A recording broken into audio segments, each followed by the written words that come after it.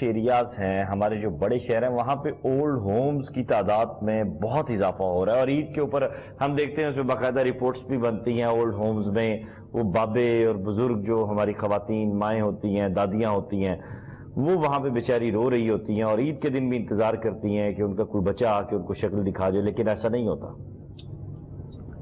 جی بدقسمتی ہے کہ انسانیت اپنے سب سے بڑے محسنوں کو، جیسے فضول لوگ ہیں، ضائع شدہ لوگ ہیں، یا سوسائٹی کا بوجھ ہے، انہیں اٹھا کے الگ سے خانوں کے اندر قید کر دیا جاتا ہے، اور ان سے اگر آ کے آپ کچھ لمحے گزار کے پوچھ لیں کہ اتنا بتا دیں کہ آپ کو کھانے میں، کپڑے میں، پینے میں، بستر میں، رہائش میں کسی شے کے اندر کوئی کمی ہے تو وہ روتے ہیں، وہ کہتے ہیں ہمیں اس سے کم تر کپڑے دو، ہمیں اس سے کم تر کمرے دو، ہمیں اس سے کم تر بستر دے دو، مگر ہمارے بچوں کو ہمارے سامنے رہنے دو، ہماری نسلوں کو ہمارے سامنے رہنے دو۔ انسانیت اس وقت مکمل تباہی کیا یہ نہیں ہے اولاد پر؟ جی جی، یہ بدترین عذاب ہے، اور اس کا عذاب دیکھیں آج بھی ہم بے شمار معاملات۔ سوال یہ پیدا ہوتا ہے ڈاکٹر صاحب کہ ہم ایک اسلامی ریاست کا حصہ ہیں، پاکستان کا مطلب کیا؟ لا الہ الا اللہ محمد رسول اللہ۔ 1973 کا آئین اٹھائیں تو پہلی لائن آتی ہے کہ حاکمیت اختیار صرف اللہ تعالیٰ کی ذات کو ہے۔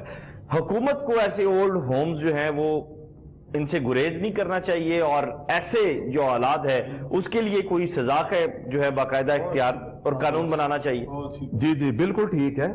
دیکھیں کچھ چیزیں ایسی ہیں جن چیزوں کے اوپر لوگوں نے کام کرنا ہے اور کچھ چیزوں کے اندر حکومت نے کام کرنا ہے۔ اگر بچے اپنے والدین کو چھوڑ دیتے ہیں، ان کو ان کی جائیدادوں سے نکال دیتے ہیں، کیوں نکال؟ کیا اسلامی قرآن اس کا ذمہ دار نہیں ہے کہ اس کے سر دست ہمارے پاس کوئی سسٹم والدین کی پروٹیکشن کے لیے ایکٹیو نہیں ہے؟ اسی کی وجہ سے جب میں نے یہ فکرہ پہلے بولا تھا مائٹ از رائٹ، ہمارے ہاں تو جنگل کا قانون ہے، بچے اگر اچھے ہیں تو ٹھیک، بچے اگر بگڑے ہوئے ہیں تو میں گزشتہ دنوں آپ کی بات کاٹ رہا ہوں، مجھے ایک یتیم خانے میں جانے کا اتفاق ہوا، یقین جانیے وہ دن جائے اور آج کا دن آئے مجھے نیند ہی نہیں آئی۔ میں اس پروگرام کے توسط سے اپنے دیکھنے والوں سے یہ گزارش کروں گا کہ خدا را آپ باقی چیریٹیز کرتے ہوں گے، خیرات کرتے ہوں گے، سب کچھ کرتے ہوں گے، خدا را صرف ایک کام کیجئے کہ وہاں یتیم خانے چلے جائیے اور وہاں ایک بچے کو اڈاپٹ کر لیجئے، اسے ساتھ نہ لے کر آئیے، اس کو سال میں آپ نے دو جوڑے جو ہے آپ نے جوتے لے کر دینے ہیں، سردیوں میں 2 سویٹریں لے کر دینی ہیں، گرمیوں میں 2 کپڑے لے کر دینے ہیں، سال کی اس کی تعلیم کا خرچہ شاید 3 سے یا 4 ہزار روپے سے زیادہ نہیں ہوگا، پورے سال میں آپ کا 10 ہزار نہیں لگے گا، اور کیا پتا اس 10 ہزار کی بدولت آپ کو کیا کچھ ملے۔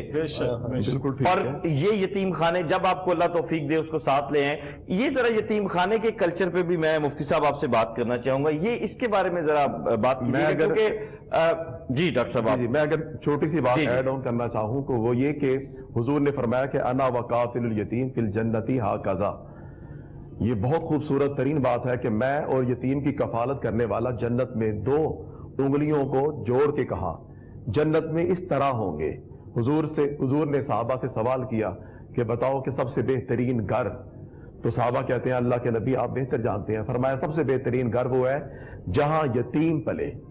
ہمارے ہاں اسلام میں تصور یہ نہیں، ان بچوں کو بھی اٹھا کے ایک الگ سے خانے کے اندر قید کر دو، کیونکہ ہر کوئی چاہتا یہ ہے کہ اسے فیملی کی محبت ملے، فیملی کے اندر جو ایک خاص اپنائیت ہوتی ہے، جو بھی اس سے محروم ہوا تو وہ سوسائٹی کے لیے ناسور بن جائے گا۔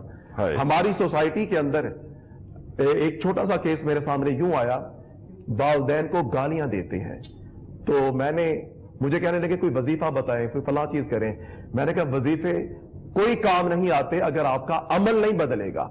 ہم وظیفے سے بھی مایوس ہو جائیں گے، بچے مذہب سے مایوس ہو جائیں گے، کوئی وظیفہ کام نہیں آئے گا۔ مجھے سب سے بڑا وظیفہ حالات بتا دیں۔ انہوں نے کہا جی ہم نے اپنے والد محترم کو اولڈ ہوم کے اندر رکھا ہوا ہے، وجہ یہ ہے میں اپنے بزنس کی وجہ سے میں out of country, out of city ہوتا ہوں، گھر میں نہیں ہوتا۔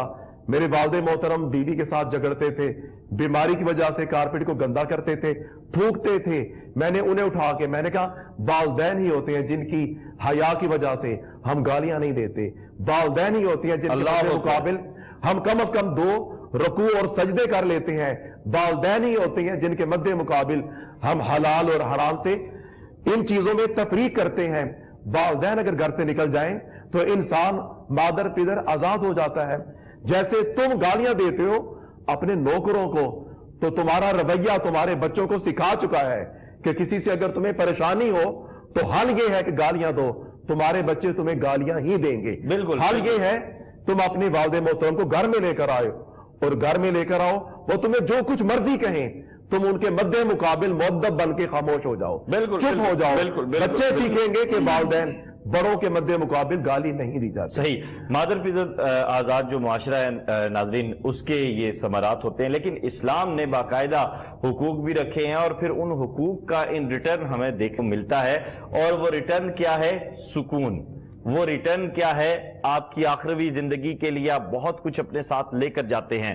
وہ ریٹرن کیا ہے؟ 2005 کے زلزلے میں میرا گاؤں اس کی لپیٹ میں آیا, نسلوں کی نسلیں مٹ گئیں. وہ ریٹرن کیا ہے کہ آپ کی اگر اولاد اچھی ہے, آپ نے اس کی تربیت کی ہے, تو آپ کے بعد وہ آپ کو یاد کرے گی, آپ کے لیے تلاوت کرے گی, آپ کے لیے ختم کروائے گی, آپ کے لیے نیکی کے کام کرے گی, اور باقاعدہ وہ صدقہ اور وہ نیکی کا سلسلہ آپ کے بعد بھی جاری رہے گا. یقین جانیے